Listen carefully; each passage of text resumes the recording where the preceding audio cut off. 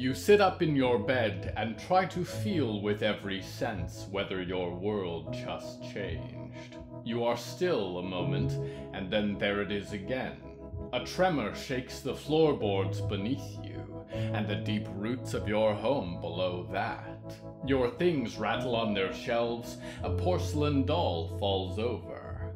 You rise, pull on slippers just as the warning bells begin to ring outside. The air in the distance is filled with smoke, and the tremors continue every few moments, ever so slight, growing stronger each minute. There is almost a rhythm, but it takes you until the fourth or fifth shock to place it, for it is tremendously slowed. 2 beats, like a waking heart, trying to say hello from the Hallowoods.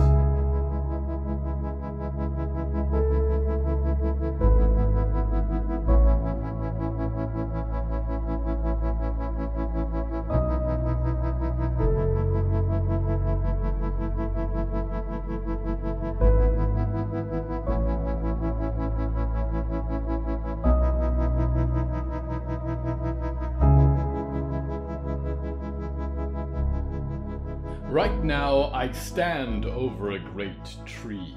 Its roots reach deep into the earth and feel the impacts coming from 1,000 miles away. Its trunk is hollow, filled with dozens of rooms and courtyards. Its branches are lookout towers. Its residents gather in panic and wonder exactly what it is they have done. The theme of tonight's episode is faults.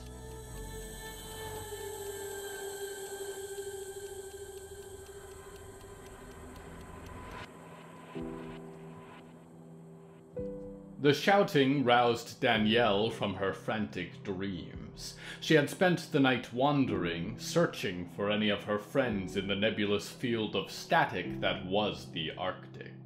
But they had not slept, not one tonight. She worried it was not because of restless nights. Riot's dreams had concerned her until they'd gone dark completely.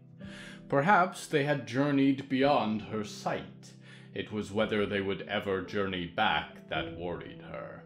She wondered if Nick would have been able to find them, to teach her how. She had too much to learn, and no one to learn from now. She slid her legs out of bed and grunted as her muscles seized. She was slowly coaxing them to do her bidding, but they did not want to cooperate when it came to reaching down and maneuvering her socks. The best she could do was snag a boot and toss it at Clementine instead. "Clem," she said. Clementine groaned from the sofa on the other side of the room and rolled over. "It's not morning yet," Clementine grumbled. "Something's up," Danielle said. Clementine rubbed at her eyes, seemed to register the bells ringing outside for the first time. "Are they back?" Clementine said, and rolled off the sofa, tossed the blanket in exchange for overalls and her jacket, and ducked over to help Danielle get her socks and boots on. "Are they home?" "I don't know," Danielle said, and pulled on her own yellow jacket, and grunted as Clementine helped pivot her into her chair, waited for a moment for the radiating pain in her back and legs to settle down into its usual dull thrum. "I don't think it's them." "Froglins, then," Clementine said, and kicked open the door, let the heat in the room dissipate into the early morning breeze. "Those Fort Freedom guys? Let's find out," Danielle said, and rolled herself forward and out the door. It was just before dawn when the sky had begun to brighten, but was still devoid of the sun. The air had a smoky autumn scent that made her grateful to not have dreaming pod tubes up her nose anymore, and the sky to the north was a black haze that loomed over the horizon. Waking up was painful, she was coming to find, but pain was better than the nothingness of sleep. It was also loud. People shouted, ran from their doors across the scout post courtyard, raised alarms, and fetched their javelins. It took her a moment to realize exactly why the chaos was unfolding around her.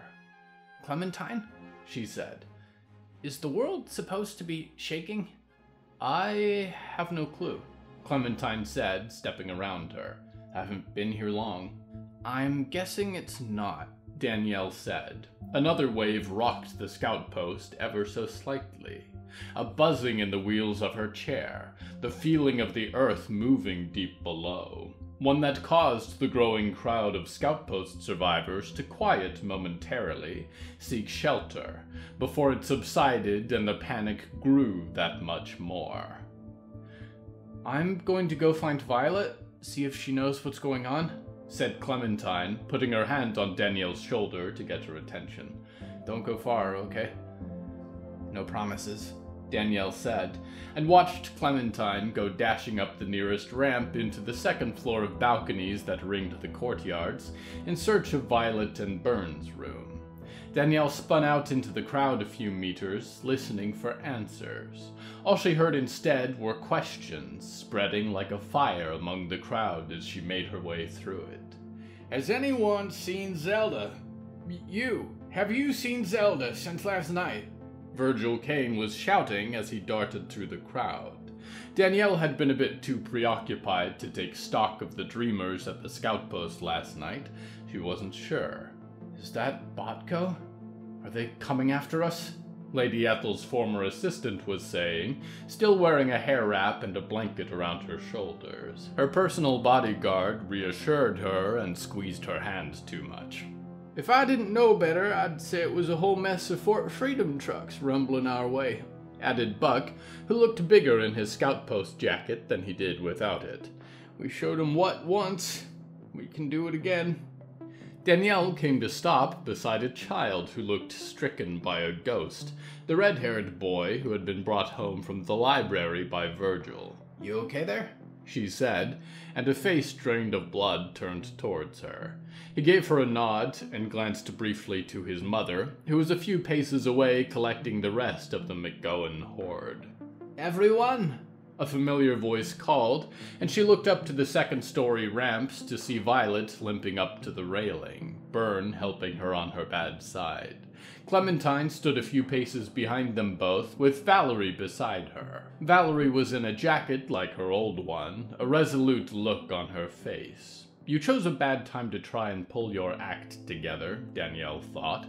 Way to have ignored one of your daughters for months because you were so busy pining after the other one that you couldn't— Please stay calm, Violet called, and the crowd quieted a little to try and better hear what she was saying. Everyone! Yes, there is a tremor. We do not know from what exactly, but please let's remember that we are a unit. Look out for each other. React calmly and appropriately. And if there is one thing we have learned by now, it is that we can live through anything. Miss Lockhart mentioned her mission might cause some quakes, Byrne called, holding Violet's arm. We sent them to stop a dangerous threat up north. Our very best people are up there right now trying to fix this, and if they can't, then no one can. So please keep them in your thoughts and hope that they are successful in that mission, concluded Violet. Please return to your shelters and stay ready for further instructions. Take care of each other. Look out for your neighbor. And whatever comes, we are all in it together. Hey kid, Danielle said, and reached out to poke Russell in the arm. Push me. Okay, he said. Where to? Back to my room, Danielle said, and thumbed back across the courtyard. I need a hand getting back into bed, okay? You really want to sleep right now? He said, glancing around. Another subtle shaking rocked the scout post, set the bells to ring faintly above. Got nothing better to do, Danielle said, and laid back in her chair as Russell pivoted her around. Make it snappy. He wheeled her back across the scout post court to her room, bumped the chair up the porch ramp, and finally into the door. You don't look too good, kiddo, she said, grabbed onto him with one hand, and propped herself up against the bed with the other, slid out of the chair, and fell into bed. There's smoke in the air, he said, hands shaking. It's coming from where the library is? That direction, anyway. What if there's a problem there? I left Owl there. He wanted to stay there, but I hope he's okay. If he's not... Hey, Danielle said, and tried to inch her boots off her feet, accepted his help to peel them off again. Don't be too hard on yourself. I left people behind too when I left Box Andromeda. It hurt to do it, but they wanted to stay, and I wanted to go, and it was the best thing for me. You can't control their choices, only yours. She watched him for a moment, and he winced. She'd gone the wrong route for advice. And he'll be fine, I'm sure. He's a ghost after all. What can really bother him? She said. Now, Scram, I need to get some shut-eye. Weird time to sleep, Russell said, and tried to carry the weight of all her words out. But sleep well, I guess. Thanks, Danielle said, and closed her eyes as the door was shut. Tried to let the hum of panicked voices outside form a comforting white noise, the backdrop to let her descend into dream one more time. It was the only thing she could think of that would be useful right now to anyone. She didn't know it was happening, but she knew someone who would.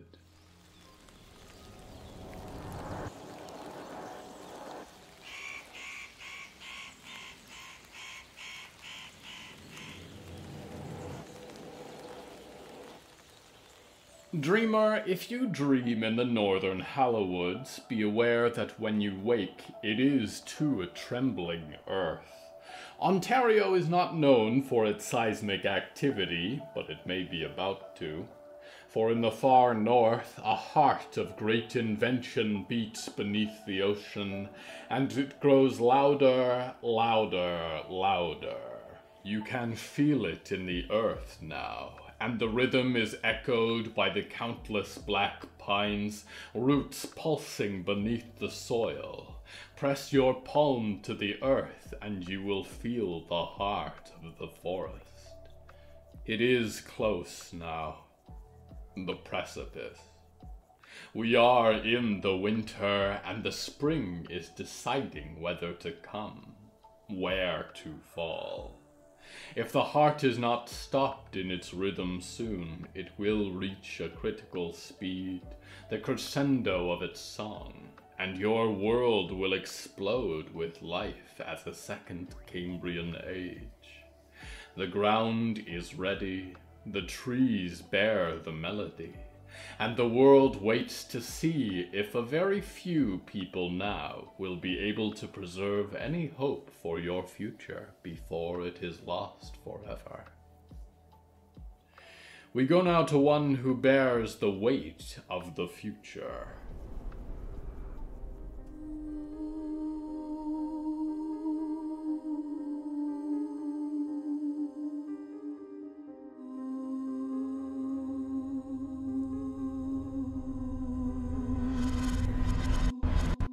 Mort hauled the crates upon his back, cargo straps that crisscrossed his frosted metal shell.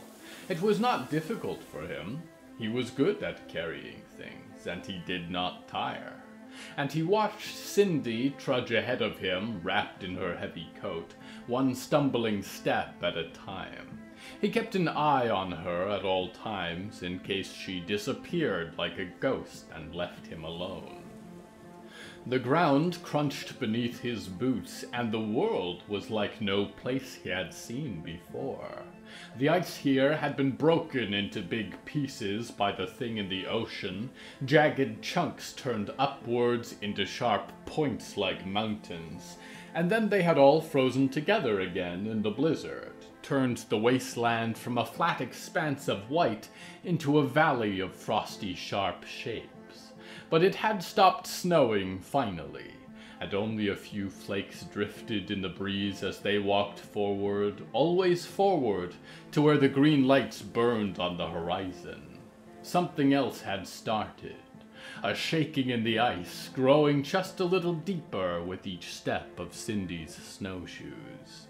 "Are we there yet?" Mort said. "You'll know when we get there," Cindy said, "because I'll stop walking." "You stop walking lots of times," Mort interjected, and Cindy stopped walking again to look at him. She shivered now without stopping, and had stopped looking at her little silver screens entirely. "I am doing my best," she said, and bit her own cracked lip. "We're almost there, Mort, but we need to make good time. It's already beginning. We've known this device was picking up in intensity for a while. Yes, we knew it would reach a critical mass at some point." "Incredible mass?" Mort said. "Very," she said. "And you may have noticed that the blizzard is gone, which is good for us moving fast, but it also means that the bloody ocean of evil below us will resurface soon. Now that it's warmer, now that it can break the ground again. That's why we can't afford to keep stopping to play I Spy or look for fish. I'm sorry." "We can keep walking then," Mort said and waved his claw. "When you're ready." Cindy looked away from him, not to the horizon, but beneath their feet. He looked down also, but could only see the inside of his suit, and could not bend over too well without dropping the crates. "What is it?" he said. There was a sound like a thunderstorm somewhere far away or deep below them. And then Mort could see it, a shimmer of darkness that rolled beneath the sheets of ice for many hundreds of feet ahead of them. "It's here," Cindy said, and took off her backpack, began pulling the pieces of her rifle from it and clicking them together. "Let's move, Mort. Let's move fast." She began to run, and Mort followed. The crates on his back bounced and clanked as he did so, and he wondered exactly how fragile they were. There was another noise, he was sure, a creaking as the ocean pressed up against the ice and tried to find a way through. "Cindy!" he called after her, and felt the ice suddenly shake as a crack split through the surface ahead of them, branched out like lightning across the icy wasteland. He threw himself forward and sent ice shavings from beneath his boots as he slid, scooped her up in his arm with the claw as he did just in time. He was reminded briefly of a swarm of 1,000 dead seagulls shooting upward into the air, except the thing that rose from the ice was smaller, thin, and then round, black as crude oil and trailed black droplets across the ice. It shuddered and flexed in shape until it finally took on a familiar one. A round exterior, a huge claw in one hand, a gauntlet in the other. A black dome of drifting mucus with nothing inside. It was Mort's shape, except that a thick trail led from one of the boots back into the crack in the ice. The other Mort raised a hand. "Hello," it said. "I remember you," said Mort. Cindy pulled herself free from Mort's grasp and aimed her rifle right at the Mort-shaped mass of liquid shadow only 20 feet away. Sticky black tendrils writhed at the edges of its boots, and the ground continued to creak below Mort. Cindy did not wait. She fired her silver rifle. For a moment, Mort could see the green glow of the sky through the hole her bullet had left in its glassy dome. And then it filled up again slowly. Mort glared at the thing that was the bear, that was Bert, that had reached out to send a man named Bartholomew Chum spinning to the bottom of the seafloor years and years ago, that had filled the last moments of his dying visions, whose shadow had loomed in his dreams beyond the beach of bones ever since. "Barty, isn't it?" said the bubbling mass that had stolen his shape. "You were always a friendly type, weren't you?" And the times we had together, Cindy. I remember you both so fondly. Let's pick up where we left off. Mort, Cindy began, but before she could finish her thought, the vast body of creep beneath them rose against the ice, and there was a creaking snap. A jagged line shot across the ice beneath his feet, and a moment later the left side of the horizon and the right tilted upward, flumes of water and ice flying as they did, to crush Mort and Cindy in the middle.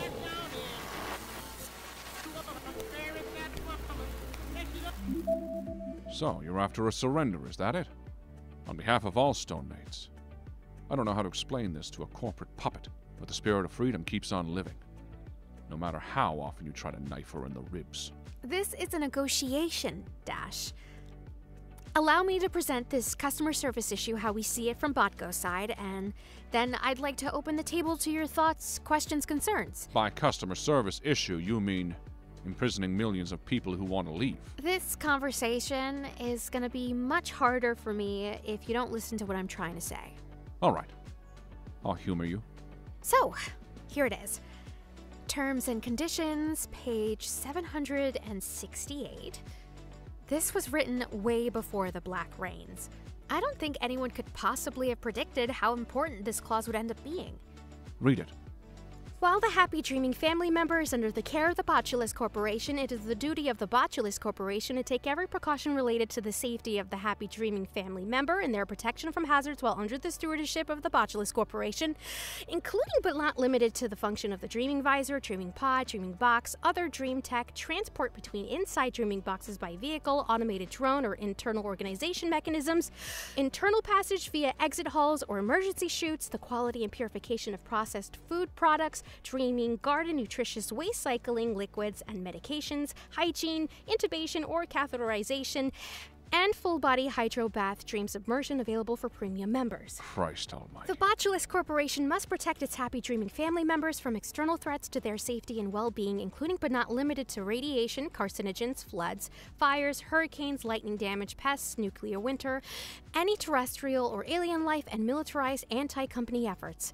The Botulus Corporation reserves the right to utilize all measures available in mitigation of these threats, including high-power laser technology, automated security drones, and weaponry, internal boards appointed by the company for the purpose of problem isolation and review, and emergency measure lockdown or evacuation states to be enforced until such a time as the threat is resolved. As you can see, this is an emergency measure. And conveniently, according to your company, this emergency hasn't ended in 20 years. It's not convenient, it's just true. The black water contaminant has been detected in every major source of fresh water. It's affected almost all life outside to some degree. No one can hunt, plant vegetables, or grow crops without facing the risk of contamination. What to let anyone back out there would be a gross neglect of our commitment to your safety. The agreement you signed has nothing to do with profit. It's because we care about our customers and we want to keep you from making a bad decision. Possibly your last. We have people on the outside. They live in constant fear of you hunting them down. Because they are in awful danger, Dash. We never force people to join the Prime Dream. We only operate with customer consent like any company does. It's not a good life they have out there. Can you really, in good conscience, tell our Happy Dreaming family that they should leave the safety of their dreaming pods for that? A man should get to decide how he's going to die. Does this platitude also apply to women and non-binary people? We only get a few days on this earth. And some of us have decided we don't want to spend our last years dreaming to death and getting dumped in a body garden. I want to see the sun again. Face the future on my own terms. I want the real world back. We're only trying to keep the people in our care alive. You call this living? I'm one of the lucky ones because I'm not locked in a metal coffin deep underground somewhere, unable to wake up or move my body. I'm lucky. I'm not a kid who was taken out of their mother and put into a life support shoebox and strapped into the dreaming visor so their parents could dream they were holding them. We aren't trying to destroy everything you've built. We're not saying everyone should leave. God knows the kids who were born in here have never taken their first steps, let alone try and fight to survive. We're only saying the folks who want to go, knowing all the risks it entails, should have the right. Dash, I know you didn't see this when you joined, but you signed a deal, and we are committed to your safety just like everyone else is now. This is our job. Unless you can find some legal way out of that, I'd like to start discussing ways to end this crisis that won't further endanger our happy dreaming family. I'm not quite done. I was in touch with a witness who'd agree to testify about some experiences that might change your outlook on this. Please, bring them to the studio. Let him talk. Who might that be? If you're trying to talk with Mr. Botulus, I'd like to remind you that I'm the one he's put in charge of resolving this issue. Directly. No, it's not that old reptile. But it's someone I bet you're familiar with. Bring me Ralph Campbell.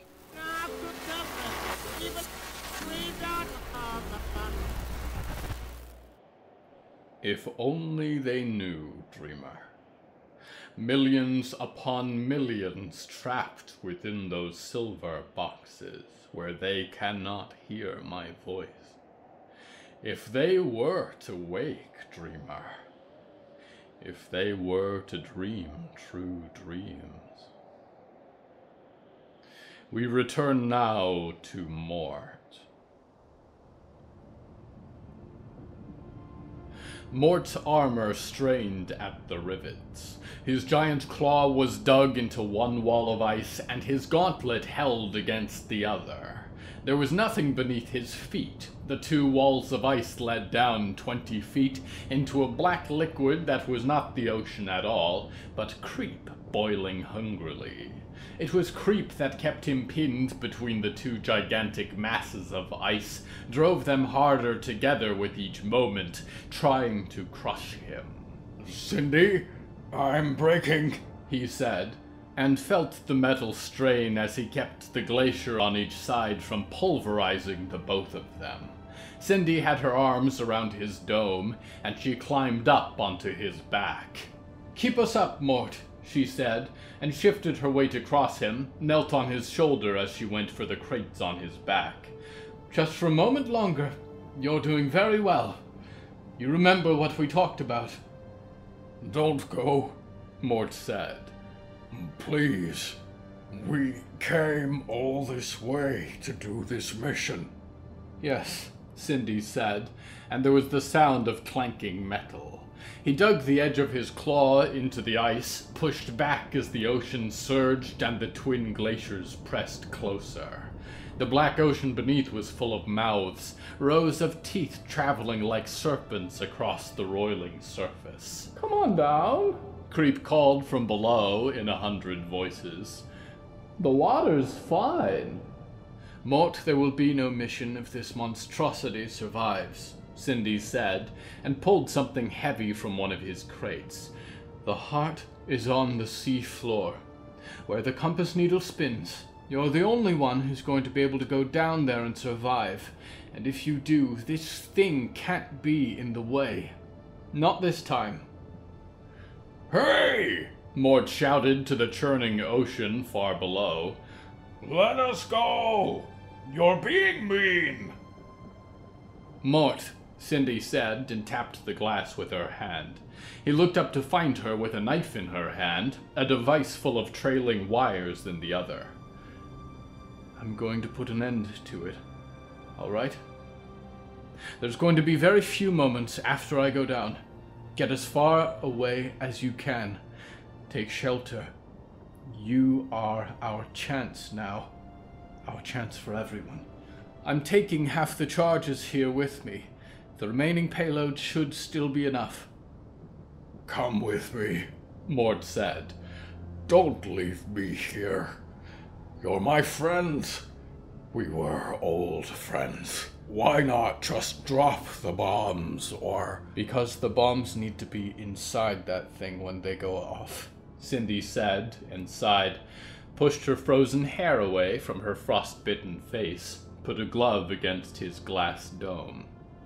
"You are a good friend, Mort." Then she cut one of the cargo straps that crossed his metal body, and was ripped off his shoulder as it fell, plummeting with the crate into the dark ocean below. He saw her many times in that moment, standing behind Rizwana's chair as they made their plans, a hand on her shoulder, trusting her wife's safety to him again and again, with every dangerous expedition in pursuit of salvation for their country and all humankind, receding into the horizon as they sailed into the far north and left her behind without a goodbye. Odd, he thought, that he had died the first time they parted without a goodbye, and now it was her, falling away from him, screaming furiously as she fell deep into the dark ocean below, and 1,000 sticky needles of dark matter rose to embrace her, and the ocean swallowed her whole as it had once swallowed Bartholomew Chum.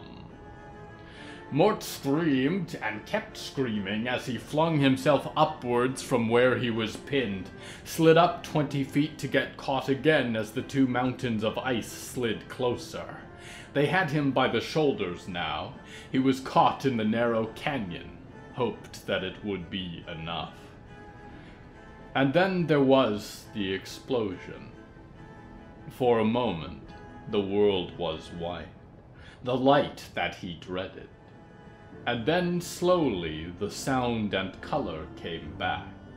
Fire blossomed deep in the water below, a sound like cracking lightning, and a horrendous shriek that echoed up around him as the ocean churned and seethed and screamed.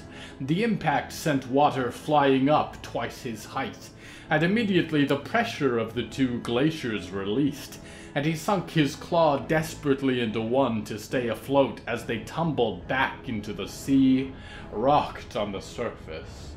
Water came pouring back as creep sank deep into the water, and the ocean of churning life became one of still black water. The two cliffs of ice fell back to become two great pieces of land, drifting on the water's surface, and he stumbled to his feet as they rocked and ground against each other. And the green fire that burned in his eyes also burned in the sky far ahead of him, to lead him in the right direction. He missed Yehezkel. He missed Polly. He wanted to go home, to write the names of people who came into the hotel down on a little paper. I have learned who Barty was, he thought. But what if it has come at the cost of Mort?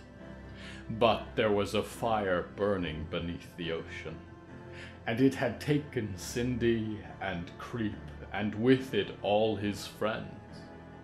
He had come too far now to turn back. He shouldered the last crate and began to walk forward over the calming ice. He knew deep down that it was only a little further now. It had begun with watching the fishes at the bottom of the sea, and that was where it was going to end.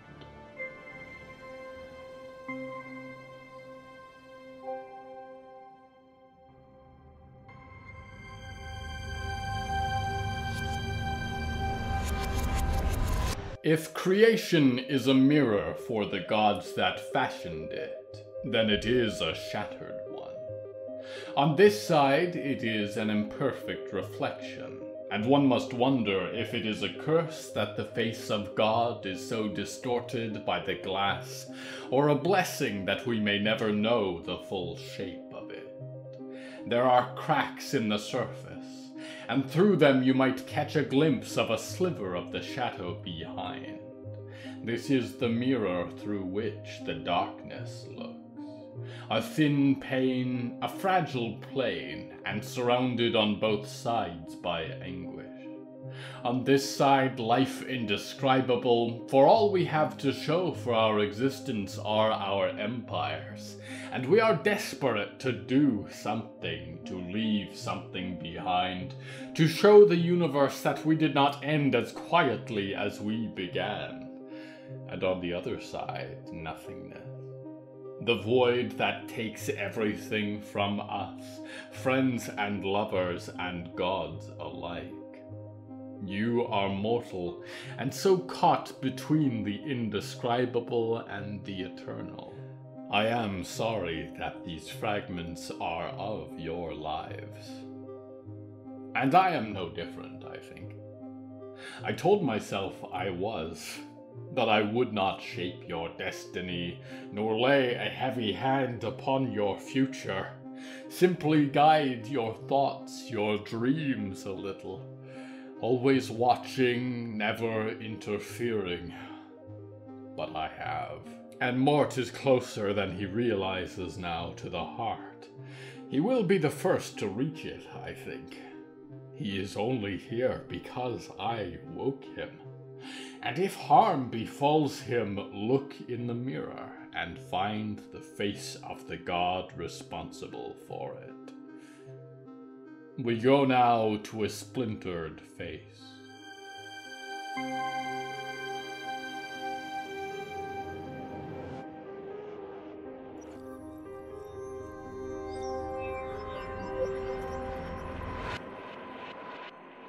Diggory walked through the polar wastes as through the desert. The wind had died down to a low breeze that carried occasional flakes of snow up from the ground, tumbling sideways through the air, but they stalked on. The razor edges of their fingertips were chipped from clawing their way out of the ice, the thread that bound their skin together brittle. The charms that preserved their old flesh were beginning to come undone, struggle under the constant attrition of the Arctic wind. The horizon was green ahead of them, the flame of the northern lights burning brightly, and the pulsing of the heart hummed beneath their feet. They wished there was another way, any way. Percy was gone, and with him all their love. Cindy was gone, and with her their past. Mort was gone, and with him their friend. They were alone, except for all the voices in their head, except for Irene Mend, who had always lived just inside their eye, watching, waiting for her moment. Patiently guiding them north to their destruction, to desecrate the hallowed world. They felt it first, a shiver that ran up their frozen back beneath the spiked leather jacket, the dampening of the crunch of the ice beneath their boots, and the green lights of the sky dying as darkness overcame them. And in the darkness, a single light. Red, flashing. The silhouette of a tower loomed closer in the night sky, lighting up the frosted winds with crimson. Welcome back to the show, said the Phantom Station. We have a return caller tonight. How are you, Diggory Graves?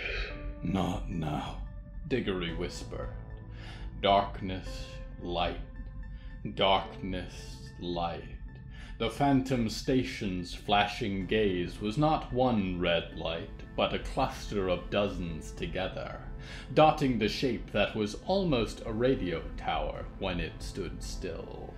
I have nothing to say to you. The first step to solving a problem is admitting that you have one, Diggory, said the Phantom Station. And you are in an impossible situation, aren't you? Please share with the audience. Diggory stopped and glared up into the darkness to where the tower stood. They spread their hands of black blades. You want to speak, they said, of what I am going through. Before me are two directions. The way I walk leads to my death. Not the end of this body, but the end of me. But if I walk this way, then everyone lives. The heart ceases. I have friends whose lives are plagued every day by the dead and the changing life in the forest. I can give them a world that is safe. A world like the one I remember. And behind you, goaded the station. Behind me does not exist, Diggory said, and ground their boot into the ice. It cannot. I cannot live with myself if I go back. If I tell them that this mission of mine failed, that I abandoned it. It is what I was made to do, and I cannot run from that anymore. Huntington waits hunts, cookery pots cooks, and Diggory Graves was made to die. If I go back, Irene will never let me rest. As long as she is a part of my spirit, she will always be fighting to destroy me. When we spoke last, it was about the pressures and expectations of others, said the Phantom Station, a little closer now. It sounds like you are burdened, and you have been carrying these burdens a long time now. Do you feel this pressure, Diggory? Do you feel yourself beginning to break? Yes, Diggory said, and looked down at the ice, sank to their knees. The life of everyone I know rests on me. Those who I have not already let die here in the north. There is a way out, said the station, looming close now, as tall as the night sky, many crimson lights blinking softly. I have offered it to you now twice. This will be the final time we feature you on our show, Diggory. Many fires burn within you, and yet you are one flame. We, too, are many flames. First one spirit lit a glow, drifting near the Phantom Station like a tangled kite. And then a second, and a third, and dozens, a holy host that drifted in the wind, surrounded the station like a choir of angels. What of my friends?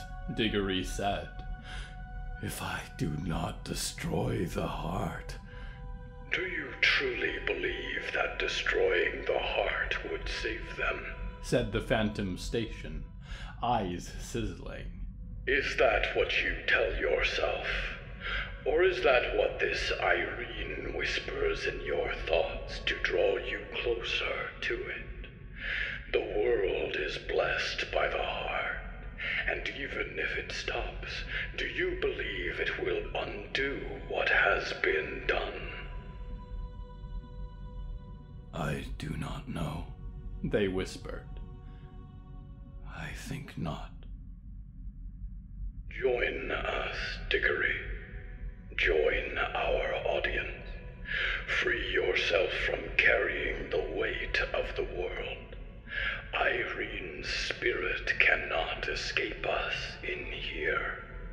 She cannot hurt anyone else. And your last days, like those of all your friends, will be peaceful. Diggory Graves stared up at the lights, all focused on them now, turning their world as red as blood.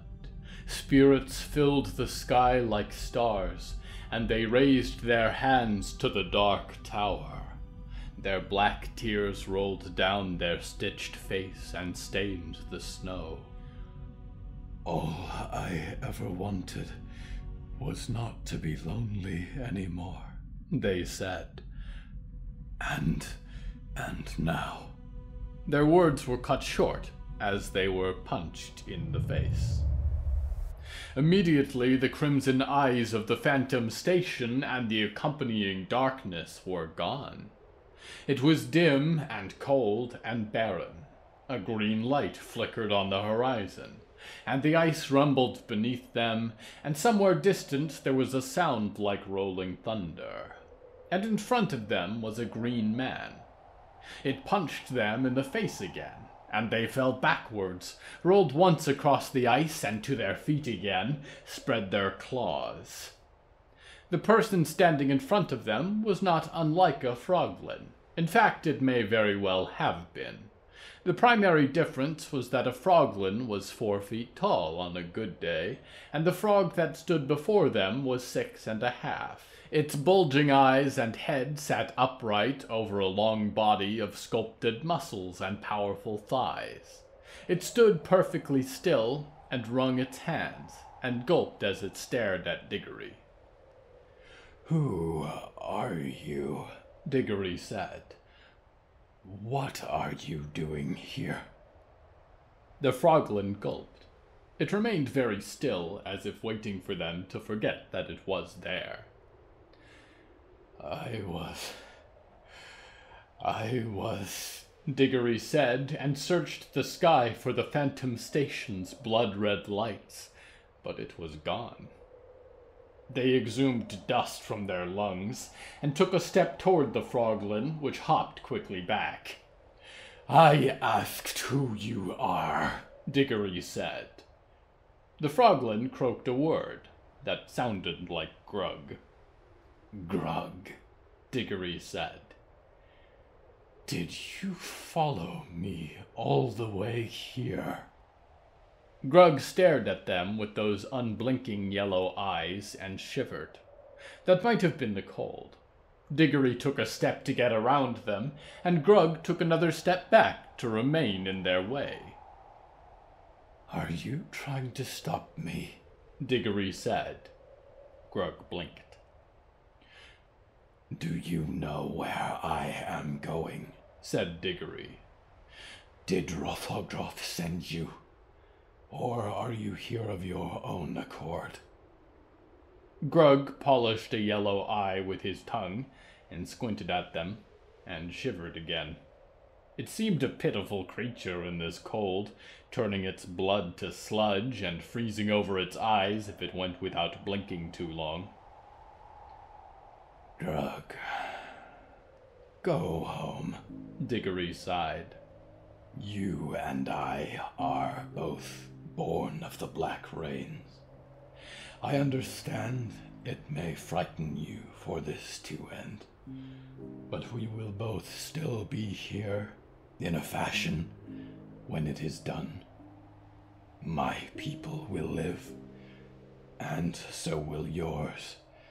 I am going to do something I may not come back from, Grug, but in warm waters in the spring.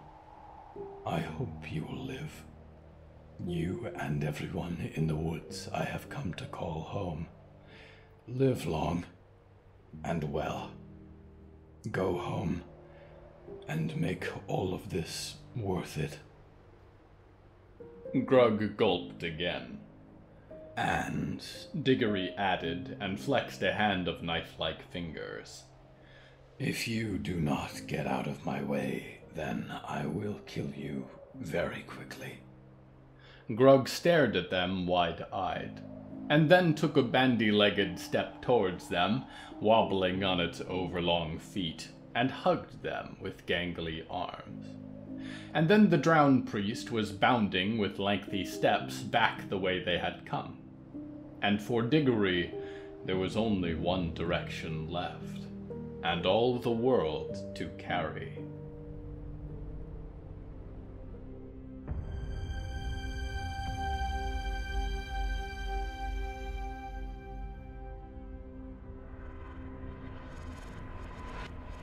Faults. I would like to think, Dreamer, that what happens in the universe is nobody's fault. That events transpire as some predestined course intended, and misfortune and blessing visit each in equal turn as part of the chaotic miasma of events. But we live in a universe. It is full of worlds, spinning from stone into embers, and each one is shaped by our choices.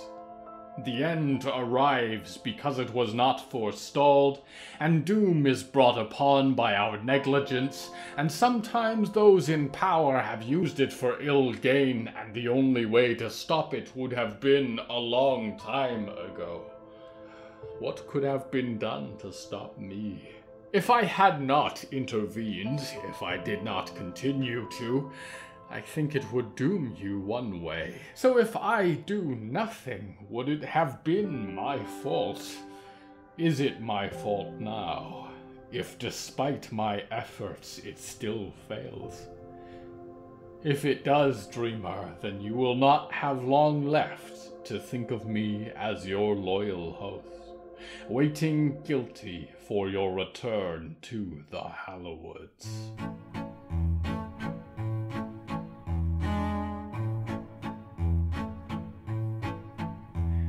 Hello from the Hallowoods is written and produced by William A. Wellman.